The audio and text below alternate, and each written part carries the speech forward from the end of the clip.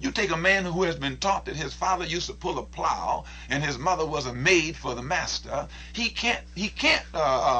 look up at his parents. But when you send him back beyond the time that his father was pulling a plow, and back beyond the time when his mother was a maid for the white man, back to the time when he was living along the banks of the Nile in palaces, at the same time the white man was living in the caves of Europe, and history will bear that out, or at a time when he was wearing silk in the East and in Africa and Asia, at a time when the white man, whom he regards so highly today, didn't know what clothes were, at a time when he was cooking and seasoning his food,